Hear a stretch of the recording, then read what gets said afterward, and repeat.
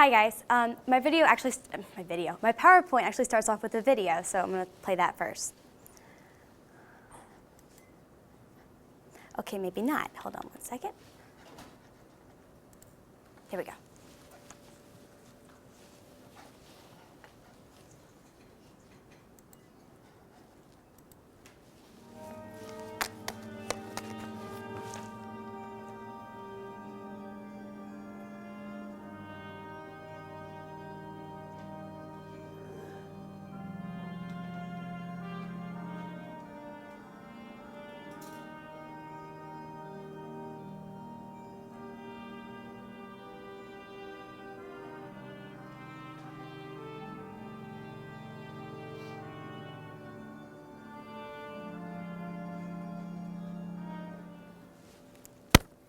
Okay, that was basically just a little background of what I can't reach the mouse. There we go.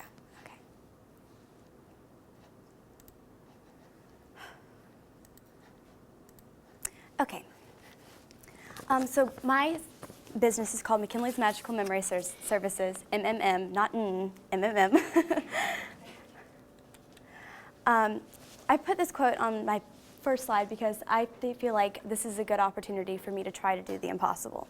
And so, basically, the problem that I saw was that Disney World was one of the only places that you could enjoy a princess interaction or enjoyment with, so that kids could have that magical feeling that you feel whenever you meet somebody that you admire.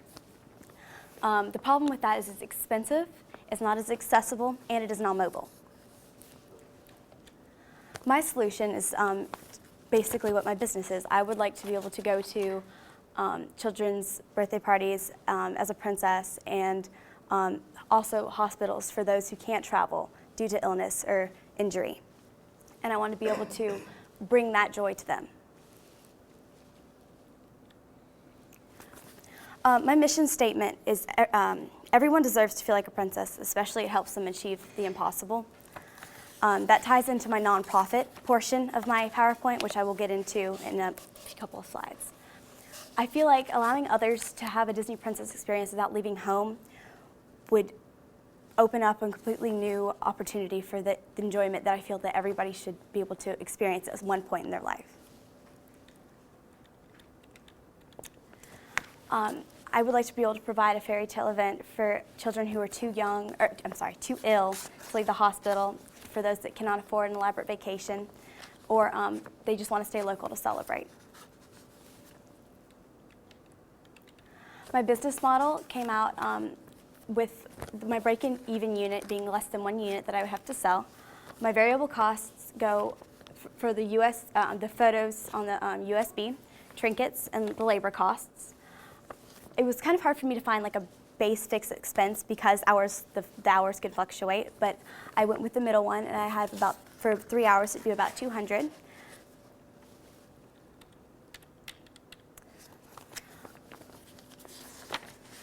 My demographics, geographics, psychographics, and buying patterns all were in the target consumer portion. The ages from 2 through 9 for children, and of course their parents. Gender would generally be female. I mean, you guys are more than welcome to have a princess at your party also, but I don't know if that's how. My market size would be about 40,000. I would reach the Southeast region.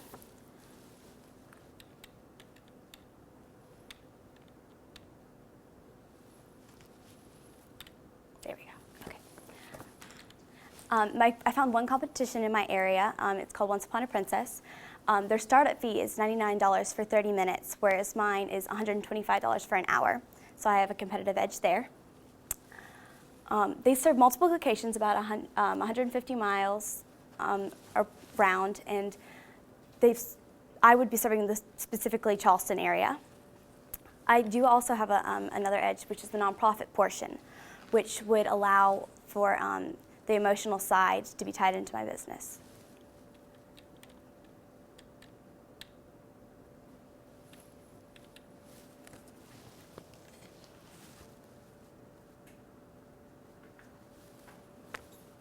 Okay, there we go. My sales projections.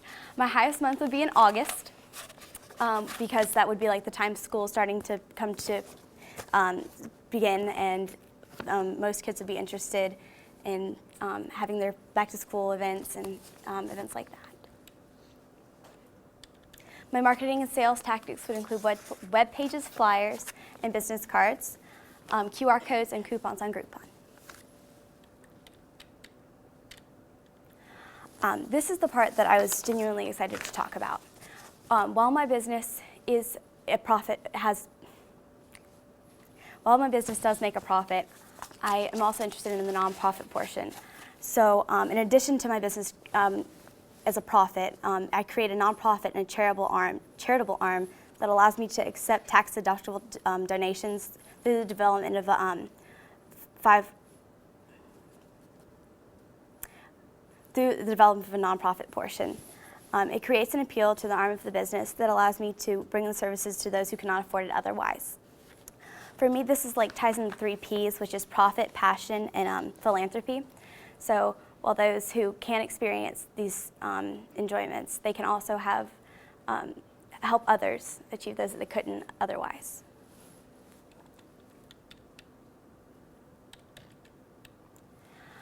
Why would I provide these to these children? Because many of them have been through so much suffering, and every single one of them deserves to have that experience at least once. If they can't go, I want to be able to bring it to them. I feel like they deserve that. And it ties into my mission statement that everybody should be able to feel like a princess. The qualifications, you probably should be female to be a princess. I mean, I guess males could be that too if you'd like, but it's probably a good thing to be female. Personality would be crucial. You should probably be good at acting to be able to engage with the children in the way that a princess would.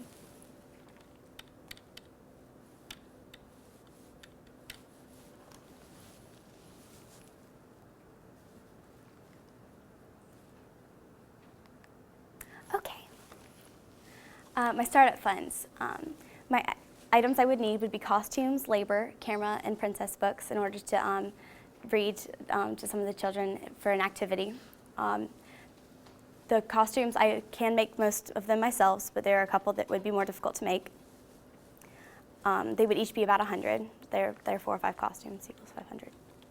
My emergency fund would be about $2,000.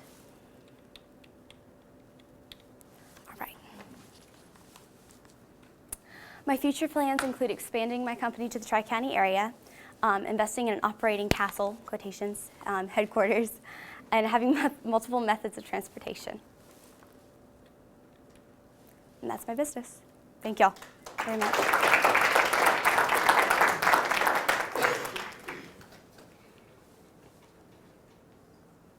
I'll do a question. Thank you. So I had a 9-year-old before. She would have loved that, I'm sure.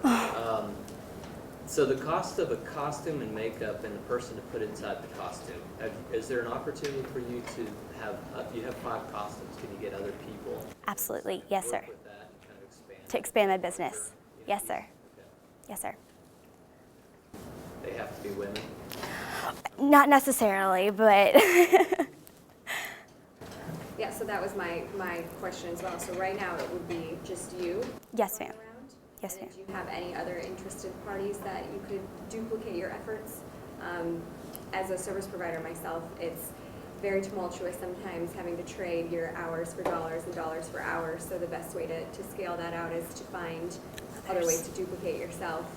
What sort of kind of process would you take on to bring people into your company? Filtering process or? Very true. I definitely have to do background checks to make sure that they're like responsible and they have the ability to work with children in the way that they deserve to have those experiences. So I have to do, probably I would interview them myself, like get a understanding of who they are as a person, and then add them into the business. Yes, ma'am. How do you plan to market your business? Through flyers, and I actually have some business cards for y'all. I also by like word of mouth, because I am planning to go to the hospital next month to go visit some children there. So I'm flyers out there too. Yes, ma'am. So I think it's a fantastic idea. I mean, Thank you. just to try to put myself in a 5-year-old little girl body, I would go crazy if I'm a franchise. I think it's a great idea. Some of the problems that I see in it, though, is scale. Okay. How are you going to take it to the next level, in a pretty quick manner? I mean, you going to, party after party after party after party, your princess traits are probably going to wear off after your 6th party on Saturday, right? Definitely possible. But So, if you can somehow create, and I don't know the answer to this one. See, there you go, okay. So, but if you can somehow create, if you've got to get employees or something like that, I just don't know the answer to it, but scale is some of my biggest concerns with this. absolutely. Okay. But if you ever could get it off the ground, I see a tremendous opportunity for franchising. Thank you. Okay. And so if you think about that, but you've got to prove that track record first, and I don't know if there's a company out there that has done that. Right. But, a franchise, I think could be really the way to go, but starting small is going to be important. Thank you. And I The other opportunity along that side of it to scale would be somehow taking your services and packaging them somehow. So maybe Okay. it's, selling a CD or a video or coloring books or something, but adding a product component, that would be another opportunity and revenue Right. generator for you. It's a great okay. idea. Thank you. All right. Thank you very much. Any more questions? So would the nonprofit be paying the profit corporation? Is that where the donations would go, or how would that work? Vice versa. The profit would be paying the nonprofit. So if, like, for example, as I get more customers and they become more interested in this and showing my business and expanding it, as you suggested, and developing it, I'm hoping that others will see, oh, wow, that was a really fun experience. I want to make sure other people can have that experience, and maybe they can donate in order to boost the nonprofit side of it by boosting the income over there as well. So donations would be got by the donors would donate to the nonprofits, who would then subsidize or pay for your princess services. Is that how it But works? yes, Okay. Thank you, McKinley. thank you very much.